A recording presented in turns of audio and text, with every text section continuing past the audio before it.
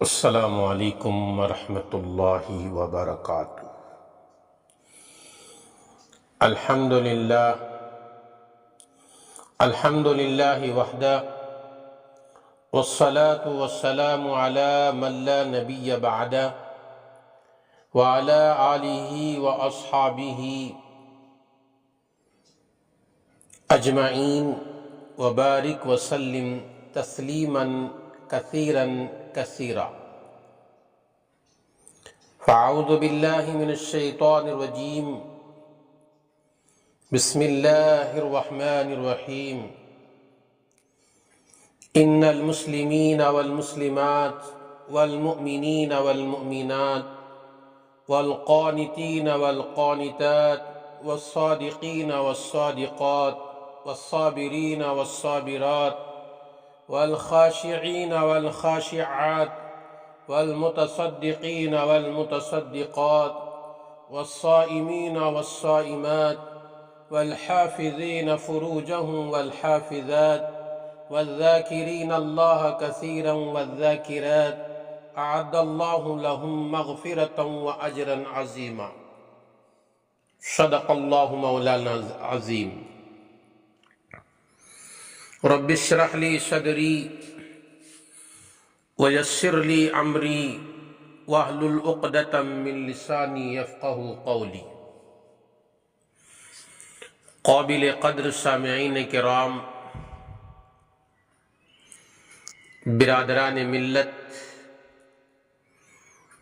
نوجوانان اسلام، بزرگوں اور دوستوں، خطبہ مسنونہ کے بعد میں نے ابھی آپ حضرات کے سامنے سورہ احزاب کی ایک آیت کریمہ کی تلاوت کیا، جس میں اللہ تبارک و تعالی نے مومن مرد اور مومن عورتوں کے صفات کا تذکرہ کیا ہے۔ آج کے جمعہ مومن مرد اور عورتوں کی صفات کیا ہیں، کیا ہونا چاہیے، قرآن نے کیا بتایا ہے، اور یہ آیت کریمہ کب نازل ہوئی، اس کے متعلق کچھ گفتگو کرنے کا ارادہ ہے۔ اللہ تعالیٰ سے دعا ہے کہ اللہ تبارک و تعالی کہی جانے والی باتوں پر کہنے والوں کو، سننے والوں کو عمل کی توفیق عطا فرمائے۔ بزرگان محترم، اس آیت پاک میں اللہ تعالیٰ نے مسلمانوں کی چند صفات کا بیان ذکر کیا، جو مرد عورت اپنے اندر ان صفات کو پیدا کریں گے، ان کے لیے اللہ تعالیٰ نے مغفرت اور اجر عظیم کا وعدہ فرمایا ہے۔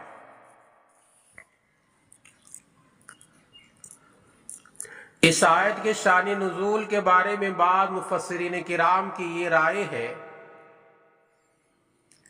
حضرت اسماء بنت یزید انصاری رضی اللہ تعالی عنہا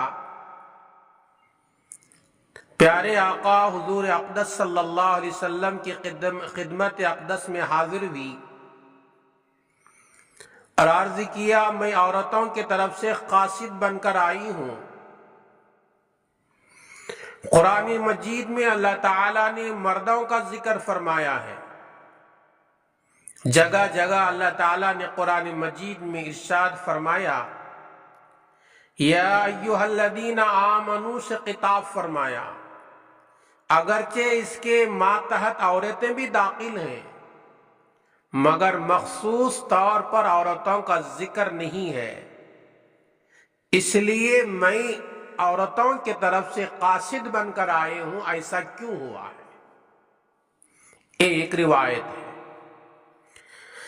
بعض روایتوں میں ہے کہ حضرت اسماء بنت یزید رضی اللہ تعالی عنہا اور بھی چند سوالات کیے۔ مثلا یہ سوال کیا کہ مرد تو جہاد میں شریک ہوتے ہیں، مرد جمعہ میں حاضر ہوتے ہیں، مرد حضرات جنازے میں شریک ہوتے ہیں، بیماروں کی عیادت کرتے ہیں، حج پر حج کرتے ہیں، جماعت کی نماز میں شریک ہوتے ہیں، اور ہم عورتیں گھروں میں رہتی ہیں، ان کی مالوں کی حفاظت کرتی ہیں، ان کی اولاد کو پالتی ہیں۔ اے اللہ کے رسول، ہم مردوں کے ساتھ ان کے اعمال کے ثواب میں شریک ہوں گی یا نہیں ہوں گی؟ یہ سوال کیا حضرت اسماء بنت یزید رضی اللہ تعالی عنہا نے پیارے آقا حضور اکرم صلی اللہ علیہ وسلم سے۔ میرے دوستو، سوال پر غور کرو۔ صحابہ اور صحابیات کے دل میں نیکی کی کتنی قدر تھی اور کتنی محبت ان کے دلوں میں بسی ہوئی تھی۔ حضور اقدس صلی اللہ علیہ وسلم یہ سن کر صحابہ کرام کی طرف متوجہ ہوئے اور ارشاد فرمایا، کیا تم نے دین کی فکر اور آخرت کے بارے میں اس عورت سے بہتر کوئی سوال کرنے والا سنا ہے؟ غور کرو، ان عورتوں کے دل میں دین کی فکر کتنی ہے، اجر و ثواب کا کس قدر شوق ہے۔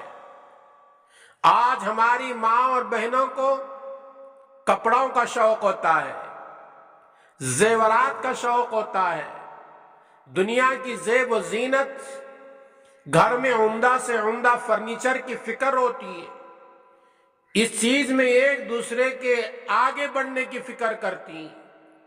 صحابیات کا شوق دیکھیے، کس چیز کا شوق ہے؟ اللہ ہماری عورتوں کو بھی ایسا دینی ذوق اور شوق عطا فرمائے، اور ہماری ماں اور بہنوں کو اللہ تعالی صحابیات کا نمونہ بنا۔ تو حضور اکرم صلی اللہ علیہ وسلم نے ارشاد فرمایا، تم نے اس عورت سے بہتر کوئی سوال کرنے والا سنا ہے؟ صحابہ کرام رضوان اللہ تعالی اجمعین نے عرض کیا، ہم کو تو خیال بھی نہ تھا عورت بھی ایسا سوال کر سکتی۔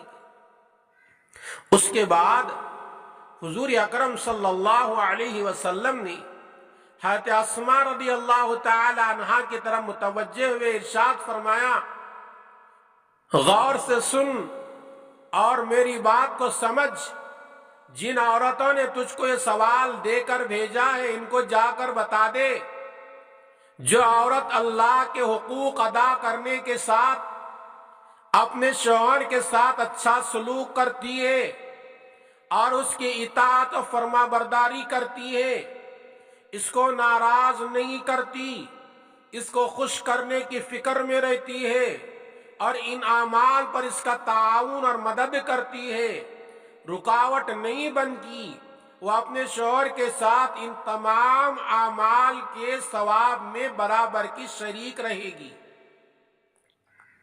نبی نے ارشاد فرمایا، عورتوں کو بڑی خوشخبری دے دی اللہ کے نبی نے، اللہ تعالیٰ گھر بیٹھے ان تمام اعمال کا ثواب ان کو عطا فرمائیں گے۔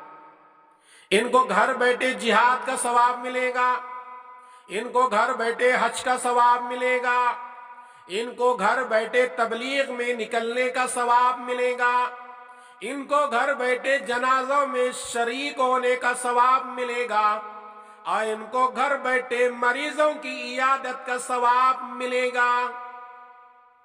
جو عورت اللہ کے نبی صلی اللہ علیہ وسلم نے جس انداز سے بتایا، شوہر کے ساتھ اچھا سلوک کرتی ہے، اس کی اطاعت کرتی ہے، اس کو ناراض نہیں کرتی، اس کو خوش کرنے کی فکر میں رہتی ہے، اس کے تعاون اور مدد کرتی ہے، اللہ کے نبی نے فرمایا ایسے عورت گھر بیٹھے رہے گی، اس کو جہاد کا ثواب بھی ملتا رہے گا، اس کو جنازے میں شریک ہونے کا ثواب بھی ملتا رہے گا، اس کو بیمار کے عیادت کا ثواب بھی ملتا رہے گا، اور اس کو اگر شوہر حج کو جا رہا ہے، یہ حج کو نہیں گئی تو حج کو جانے والے کا ثواب بھی اس کو ملے گا۔ میرے دوستو، کیا بشارت ہے عورتوں کے لیے، کس قدر آسانی ہے ہماری ماں اور بہنوں کو۔ اللہ تعالیٰ اس کی قدر کرنے کی ہم تمام کو توفیق عطا فرمائے، دین کا شوق اور ذوق عطا فرمائے۔ میرے دوستو، آپ صلی اللہ علیہ وسلم نے ارشاد فرمایا، مشکات کے اندر یہ روایت موجود ہے جلد نمبر 2 میں، آپ صلی اللہ علیہ وسلم نے ارشاد فرمایا، جو عورتیں 5 وقت کی نماز پڑھیں، رمضان کے روزے رکھیں، اپنے شوہر کی اطاعت کریں، اپنی عصمت اور عزت کی حفاظت کریں، ایک روایت میں ہے کہ جنت کے 8 دروازے ایسی عورت کے لیے کھل جاتے ہیں جس دروازے سے چاہے جنت میں داخل ہو۔ اللہ کے نبی صلی اللہ علیہ وسلم نے ایسی متقی، پرہیزگار، ولیہ صفت رکھنے والی عورت کو جنت کی خوشخبری دیا ہے۔ حضرت مولانا مفتی شفیع صاحب رحمت اللہ علیہ معارف القرآن میں تفسیر میں لکھتے ہیں، جو عورت 4 کام کر لے، آسمان پر فرشتے، جنگل کے درندے، سمندر کی مچھلیاں اس عورت کے لیے مغفرت کی دعا کرتی ہیں، تو عورتوں کے لیے مسئلہ کتنا آسان ہو گیا۔ گھر بیٹھے بٹھائے ان ثوابوں کو حاصل کریں، جبکہ مردوں کو اس وقت ثواب ملے گا جب وہ جہاد میں جائیں، مجاہدے کریں، جماعتوں میں نکلیں، جمعہ کے لیے جائیں، جماعت کے لیے مسجد پہنچے، جنازوں میں شرکت کریں، قبرستان جائیں۔ سردی میں یہ تمام کام بڑے مجاہدے کے ہوتے ہیں، لیکن عورتوں کو اللہ کے نبی صلی اللہ علیہ وسلم نے بہت آسان چیز بتا دیا۔ جو عورت 5 وقت کی نماز پڑھے، رمضان کے روزے رکھے، اپنے شوہر کی اطاعت کرے، اپنی عزت و عصمت کی حفاظت کرے، تو جنت کے 8 دروازے اللہ تعالیٰ اس عورت کے لیے کھول دیتا ہے، اور اعلان ہوتا ہے 8 دروازے کھلے پڑے ہوئے ہیں، جس دروازے سے جاؤ اندر کے داخل ہو جاؤ، جنت میں عیش کی زندگی گزارو۔ میرے دوستو، ہمارے ماں اور بہنوں کے لیے اسلام نے کتنی آسان چیز بتا دیا ہے۔ ہمیں یہ باتیں ہمارے ماں اور بہنوں کو بتانا چاہیے اور ان کو سمجھانا چاہیے کہ اسلام عورتوں پر ظلم کرنے کے لیے نہیں آیا، اسلام عورتوں کو تنگی کے اندر رکھنے کے لیے نہیں آیا، اسلام عورتوں کو آسانیاں بتانے کے لیے آیا ہے، اسلام عورتوں کو نرمی کا معاملہ سکھانے کے لیے آیا ہے۔ یاد کرو اس دور کو، جس دور کو زمانی جاہلیت کا دور کہا جاتا ہے۔ میرے آقا حضور اکرم صلی اللہ علیہ وسلم کے نبی ہونے سے پہلے کے دور کو یاد کرو، جہاں عورتوں پر ظلم کیا جاتا تھا، عورتوں کے پیدائش پر لوگوں کے چہرے پھیکے پڑ جاتے تھے، اور زندہ عورتوں کو، بچیوں کو دفن کیا جاتا تھا۔ اسلام آیا، میرے نبی بنے، اللہ نے پیغام دیا، عورتیں نفرت کرنے کی چیز نہیں ہے، عورتیں محبت کرنے کی چیز ہے۔ اگر عورت بیٹی کی شکل میں ہے، بیٹی کی پرورش کرو اور بہترین رشتہ دیکھ کر نکاح کر دو، اللہ اس رشتہ کرنے پر بھی ماں باپ کو جنت کے حوالے کر دیتا ہے۔ اگر ماں کے شکل میں ہے، ماں کی خدمت کرو، ماں کے قدموں کے نیچے تمہارے لیے اللہ نے جنت رکھ دیا ہے۔ اگر بیوی کی شکل میں ہے، بیوی سے محبت کرو، اس کے ساتھ ہمدردی کا معاملہ کرو اور اسے خوش رکھنے کے کام کرو اور اس کو راضی رکھنے کے کام کرو اور اس کو صحیح راستے پر لا کر اس کے ساتھ زندگی بہتر انداز سے گزارنے کی کام کرو، تو یہ عورت بھی شوہر کو جنت میں لے جانے کا ذریعہ بنتی ہے۔ میرے دوستو، اسلام عورتوں پر ظلم کرنے کے لیے نہیں آیا۔ آج اسلام کے دشمنان مسلمان ماں اور بہنوں کو یہ پھسلا رہے ہیں، تم اسلام کے اندر کیوں پس پڑے ہوئے ہو، اسلامی تعلیمات کے اندر کیوں پڑے ہوئے ہو؟ اسلام تو عورتوں کو مجبور کر کے رکھ رہا ہے، پردے میں رکھ کر مجبور کر رہا ہے، اور دوسرے مسائل کو الجھا کر ہماری ماں اور بہنوں کے دماغ کو آج خراب کیا جا رہا ہے۔ ایسے ماں اور بہنوں کے لیے ہمارا پیغام ہے، اسلام کبھی عورت پر ظلم نہیں کرتا اور کبھی عورت پر ظلم کرنے کی اجازت نہیں دیتا۔ حضور اکرم صلی اللہ علیہ وسلم کی خدمت میں وہ صحابیہ حضرت اسماء بنت یزید آئی تو سوال کرے تو میرے آقا نے کتنی خوشخبریاں دے دی اور بتا دیا کہ عورت کے اندر یہ صفات ہے تو بالکل آسانی کے ساتھ جنت میں چلے جائے۔ میرے دوستو، جس آیت کریمہ کو میں نے تلاوت کیا سورہ احزاب کی، اس میں اللہ تبارک و تعالی نے جہاں مردوں کا ذکر کیا ہے وہاں عورتوں کا بھی ذکر کیا۔ اللہ نے کہا ان المسلمین والمسلمات، بے شک مسلمان مرد اور مسلمان عورتیں، والمؤمنین والمؤمنات، بے شک مومن مرد اور مومن عورتیں۔ اسی طرح مردوں کے ذکر کے ساتھ اللہ نے عورتوں کا ذکر کیا، صدقہ کرنے والی، صبر کرنے والی، ڈرنے والی۔ یہ چند صفات کو ذکر کرنے کے بعد اللہ نے کہا ان مردوں کے لیے بھی ان عورتوں کے لیے بھی اللہ نے وعدہ کیا ہے مغفرت کا اور اجر عظیم کا۔ میرے دوستو، اس آیت میں اللہ تعالیٰ نے دو چیز بتایا، مسلمان کہا، مسلمان مرد، مسلمان عورتیں، مومن مرد اور مومن عورتیں۔ اب ہمیں یہ معلوم کرنا چاہیے اسلام میں اور ایمان میں کیا فرق ہوتا ہے۔ اسلام میں اور ایمان میں کیا فرق ہوتا ہے؟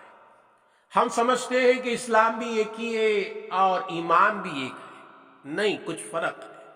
حدیث سے سنو، صحیح حدیث ہے بخاری کے اندر، ایک مرتبہ کا واقعہ ہے کہ حضور اکرم صلی اللہ علیہ وسلم تشریف فرما تھے، صحابہ کرام آپ کی بابرکت مجلس میں حاضر تھے۔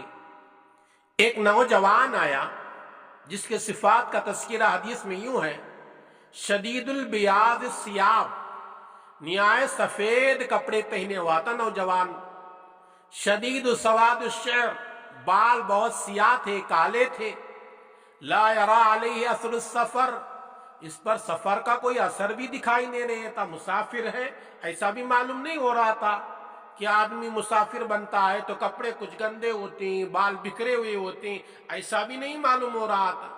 وَلَا يَعْرِفُونَهُ مِنَّا أَحَدًا، عجیب بات یہ تھی ہم میں سے اس کو کوئی پہچانتا بھی نہیں تھا۔ مدینے کے رہنے والے ہم صحابہ کہتے ہیں ہم میں سے کوئی بھی اس کو پہچانتا نہیں تھا۔ جس انداز سے ہو رہا تھا یہ شخص مسافر ہے، مگر اس پر سفر کے کوئی آثار نہیں تھے، نہ کپڑوں پر دھول، گرد و غبار، نہ کچھ تھکن کے آثار اس پر تھے، کچھ بھی نہیں۔ وہ مسافر سیدھا حضور اقدس صلی اللہ علیہ وسلم کے پاس جا کر بیٹھ گیا، اپنے گھٹنوں کو حضور کے مبارک گھٹنوں سے ملا دیے، ادب کے ساتھ بیٹھا، اپنے ہاتھ حضور کے مبارک رانوں پر رکھ دیے، جیسے بہت پرانی دوستی ہو، آپس میں بے تکلف ہو، اس طرح بیٹھ گئے۔ صحابہ ان باتوں سے تعجب میں پڑ گئے، کون آدمی ہے جس کو ہم جانتے بھی نہیں، نیا ہے، نوجوان ہے، سفید کپڑے پہنا ہوا ہے، بالکل کالے بال ہیں، ادب سے نبی کے بالکل قریب بیٹھا ہے، نبی کے گھٹنوں کو اپنی گھٹنے میں ملایا ہوا ہے، نبی کے رانوں پر ہاتھ رکھا ہوا ہے، بے تکلف سے بیٹھا ہوا ہے، کون ہے؟